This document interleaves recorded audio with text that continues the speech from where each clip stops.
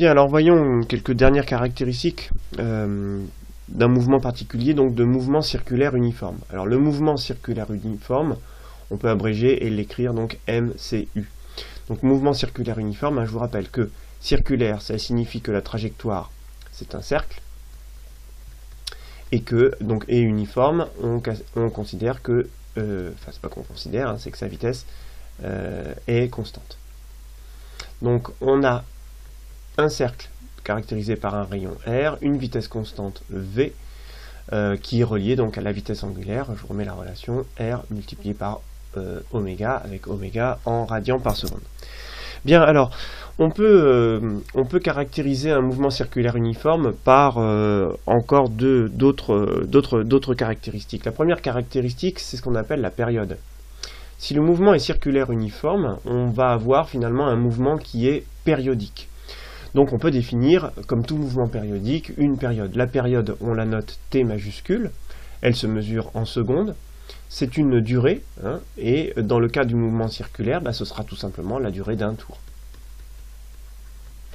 Alors comment est-ce qu'on peut calculer cette durée? Eh bien, la période peut être reliée très facilement à la vitesse angulaire, puisque, je le réécris ici, la vitesse angulaire, oméga, correspond donc à un angle en radians parcouru pendant une seconde. Si je m'intéresse maintenant à la durée de parcours pour un angle bien particulier qui est le tour complet, c'est-à-dire 2π radians, eh bien j'aurai une durée, la durée correspondante, hein, donc durée d'un tour, qui est donc la période du mouvement, autrement dit t. Donc, vous voyez ici qu'on peut faire un produit en croix, hein. Donc on va avoir oméga multiplié par t, qui est égal à 1 multiplié par 2π. Autrement dit, vous avez la relation suivante, t est égal à 2π divisé par oméga.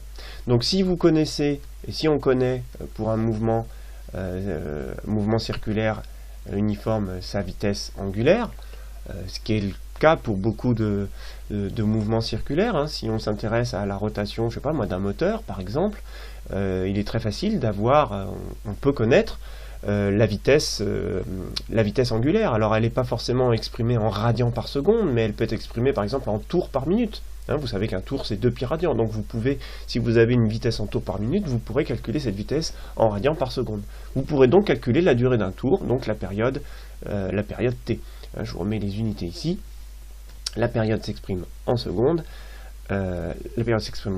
et la vitesse angulaire s'exprime en radians par seconde. On peut définir aussi une autre grandeur qui est la fréquence. Alors la fréquence, quand on étudie un phénomène périodique, la fréquence elle se note F et elle se mesure en Hertz, de symbole Hz. Alors elle a une signification bien précise, la fréquence, hein, dans le cas d'un mouvement circulaire, elle va tout simplement représenter le nombre de tours par seconde. Le nombre de tours effectués par seconde. En une seconde. Voilà. Alors comment on calcule la fréquence? En fait, on peut retrouver très simplement cette expression. Je vous la donne directement parce que cette expression, vous la connaissez souvent depuis assez longtemps. La fréquence, c'est tout simplement l'inverse de la période. Donc, une période évidemment exprimée en secondes. Vous prenez l'inverse de la période et vous obtenez donc une fréquence, cette fréquence qui s'exprimera en Hertz. Alors, et bien évidemment, si je reprends l'expression précédente, puisque t c'est 2π sur oméga, et comme je viens de dire que f c'est l'inverse de t, f c'est aussi oméga sur 2π. Voilà. Donc voilà quelques relations qui vous permettront de calculer période, fréquence, et puis à l'inverse, hein, on peut étudier un mouvement, calculer ou déterminer sa période très facilement. À partir de sa période, vous voyez, on va pouvoir en déduire la vitesse angulaire de l'objet, et ensuite, pourquoi pas, sa vitesse. Alors voilà le type d'exercice que je ne vais pas résoudre ici, mais voilà le type d'exercice qu'on peut vous proposer. Si je m'intéresse par exemple à la Terre, à la rotation de la Terre autour du Soleil, eh bien, je connais la période de rotation de la Terre. Cette période, elle vaut une année, c'est 1 an. Donc vous voyez que si je connais cette période, je vais pouvoir en déduire la valeur de la vitesse angulaire de la Terre autour du Soleil en radians par seconde. Si je connais oméga et si je connais le rayon de la trajectoire, le rayon je le connais parce que le rayon, à la distance entre la Terre et le Soleil, c'est 150 millions de kilomètres. Donc vous voyez que à partir de la mesure de la période t, je vais pouvoir calculer oméga en faisant 2pi divisé par grand T. Évidemment avec les unités adéquates.